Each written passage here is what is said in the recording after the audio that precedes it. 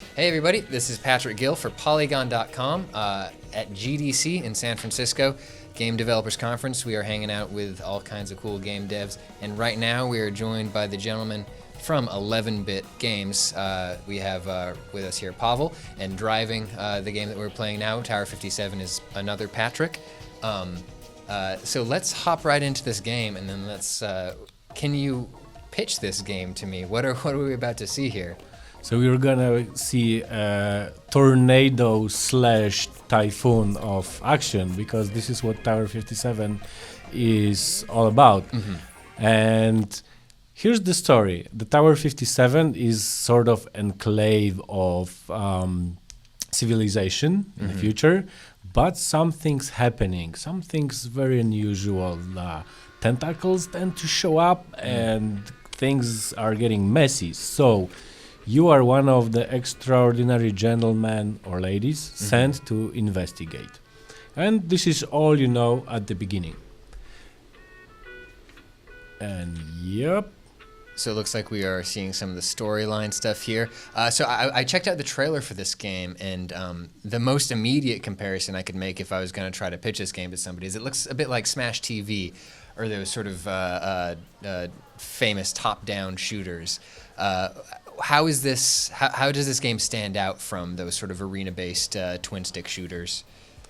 So it's heavily driven by gameplay with a big focus on co-op. So sadly we can't see it at the moment because we have Patrick playing here only. Sure. And believe me, I can't play and talk at the same time. Yeah. I'm not a multitask person in that matter.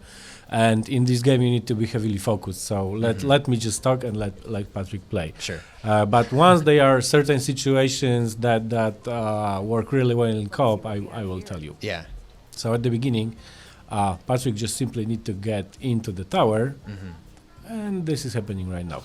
So in the game itself, there's no randomized content.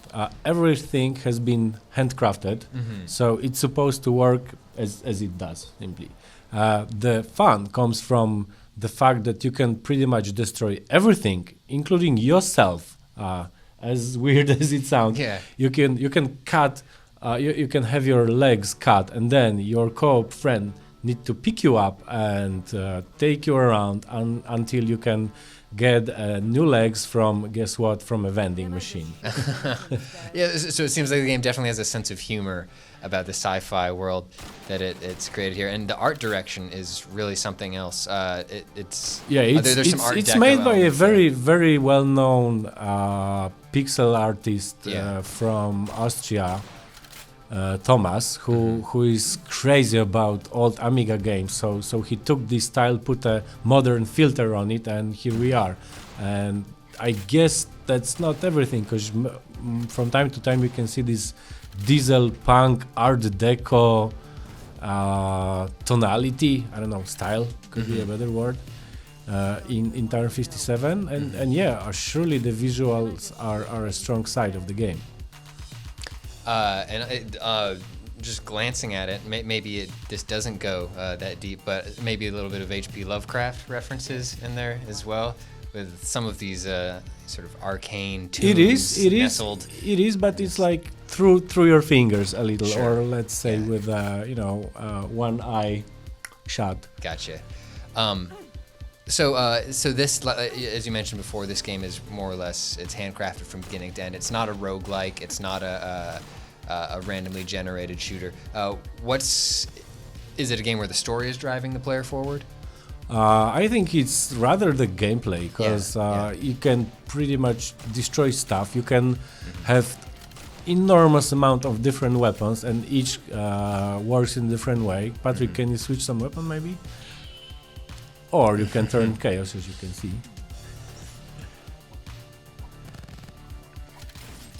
And oh yeah, Okay, there we go. smash it. And each character has its perks, I would say. Yeah. I noticed there on the unlock screen there is, what was that, 5 or Yeah, 6 and you can characters to choose from? see, you can, even when you destroy enemies, you can pick guns Yeah. after them. Oh yes. Okay. So you're using a harpoon gun there to actually stick people to walls. That's pretty neat. Yeah, exactly. That's what I meant. So there's, I don't know how many weapons. I don't know. It's hard to count, and each of the fellas here can use his own perks. So, oh yeah. So are there unlockable characters as well, or are they all available right from the start? At the beginning you have 6, and correct me, Patrick, but we have 6, right? We don't have more characters. Yeah. So there's 6 characters, and how do the characters differ from one another? And like, do they work together to make different team compositions? They have special attacks. Yeah. Chaos is each character has different chaos skill, so to speak. When things go hectic, chaos may come in handy. For example, what you saw for this character, it's a 60-ton pack of stuff being thrown onto the scene. Sometimes it may be another character showing up just for 3 seconds to get mayhem even more crazy. Oh yeah, that's the moment when you may lose your legs. Ideally would be to have your friend helping you as a second player, pick you up. Yeah, Patrick is not that lucky. So you gotta waddle along without the help of legs. Pick you up, go to the vending machine where you can buy new legs. Okay. You know, regular new legs buying legs. Happens every day. But so now your legs actually look different. You've got robotic legs now. Yeah, because all those limbs you can get, the new ones, they differ one from another as well. So if you have more money, you can buy faster legs or arms that allow you for better accuracy. So is it arms and legs that you can lose, or can you lose the old head too? You can switch your head to something. Maybe we'll see that later. Okay. Okay. So this is interesting. So when your legs are knocked off there, and you can be picked up by your teammate, can you keep shooting while you're being carried around? Yeah. At the moment, yes. It's something we're designing at the moment and working on it.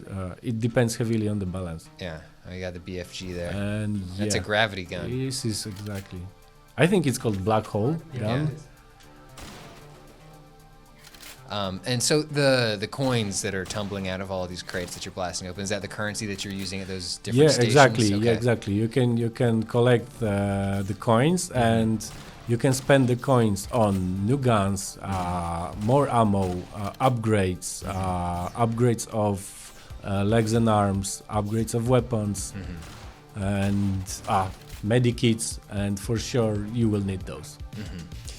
So what is the fail state like in this game? If you were to die, are you back to the beginning of this level, or are you? When your characters die, you actually have another one picked, and then another one. Okay. But when you die for the 3rd time, you need to go to the beginning and smash everything all over again. Okay. All right. Of course, there are difficulty levels. You know, for hardcore gamers, you have the crazy massacre difficulty level. I'm a noob when it comes to really arcade gaming, so there's this easy difficulty level for me. So you talked a bit about wanting to position this game as a couch co-op title. Tell me a bit about developing this game, or obviously we're publishers here as opposed to developers, but can you tell me a bit about the process of the considerations that went into making this game especially fun to play with a friend?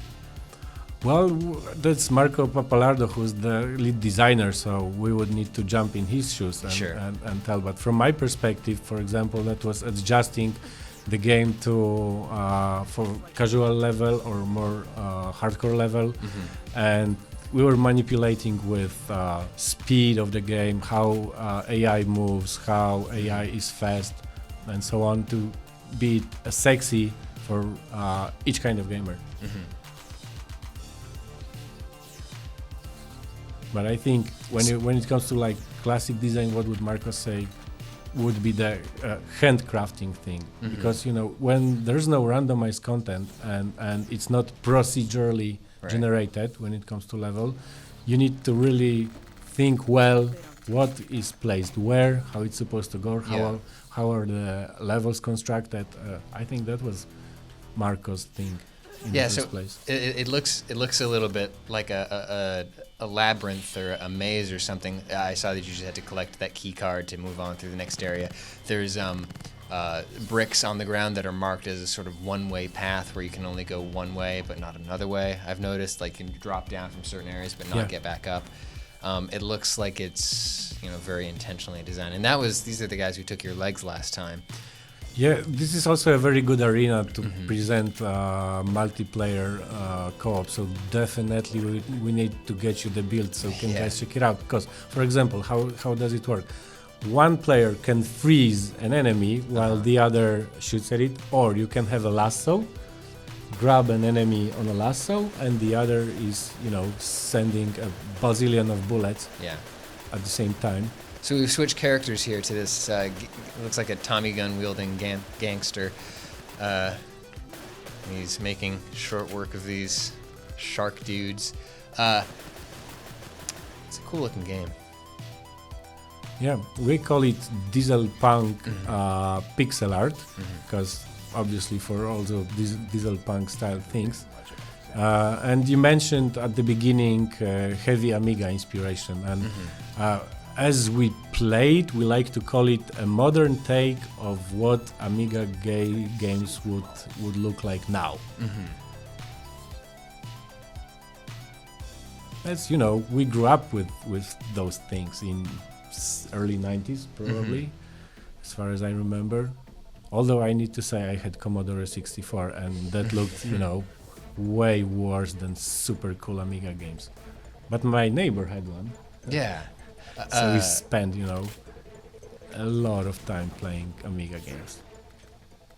There's a lot of I hear that a lot from, especially from developers who come from Europe and Eastern Europe, who were really influenced a lot by the Amiga coming up. Tell me a bit about the Amiga for people out there who might not know about it. It was a tape-based system, right? No, it was already the one we had was on floppy disks. Okay. 5.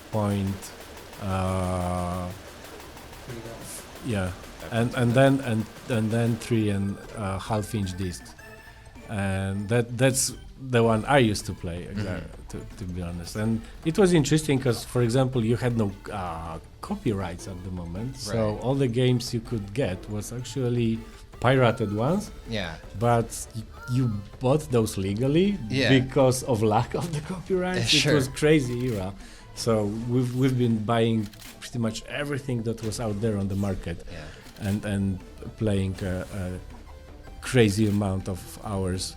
So do you have a favorite character to play in this game? Yeah, I do. That's the Don. Because it's like a, mobster, I guess. Because he's tough and he has a semi-automatic gun. Yeah. And because I suck at aiming, it's easy for me to blow stuff up with this gun. So at this point, do you know about how long this game experience is from beginning to end?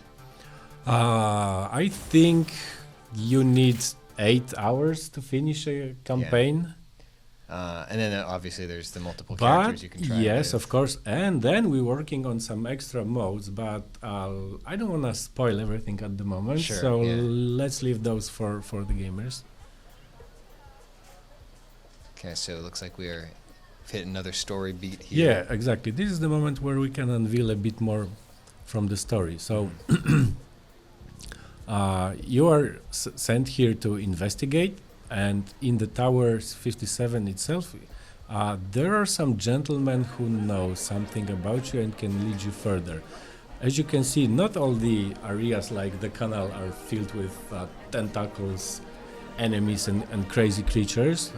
They're theoretically peacefully living humans. All right, and some mini games playing, Who Beats the Hammerfast game. Oh, Patrick, it's your best try. So is this a hub world that you sort of continue to come back to between missions, or is this the only time you're going to be in this town? It's a hub world, right? Yeah. And this is not the only mini game, of course, but it's a ton of here. And when you win mini games, you can win more money to spend for more upgrades. Exactly, medikits and stuff like that. So our two characters who have died, can they be resurrected at this point, or are we on our last legs here? I don't know, because usually I die at further parts of the game.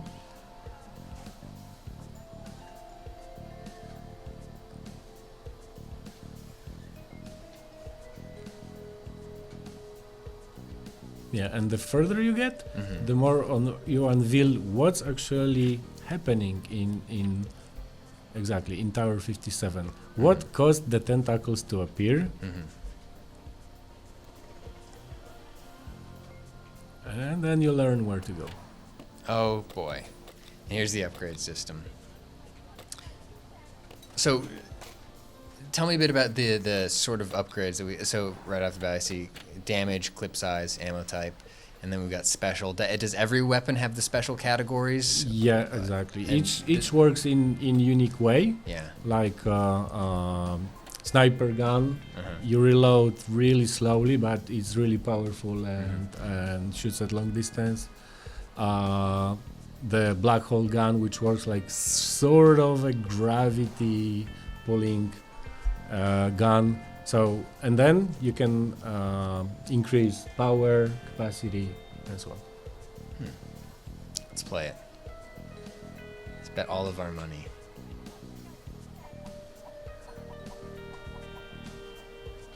Yeah. Ah, yes. So I think it is actually time for us to wrap up on this particular one. We're going to be back in a couple of minutes with another game that I'm really excited about as well. So thanks for hanging out once again. Thank you for joining us, Pavel and Patrick so much. of 11-Bit Games. The game is Tower 57, and it'll probably be out later this year. Thanks.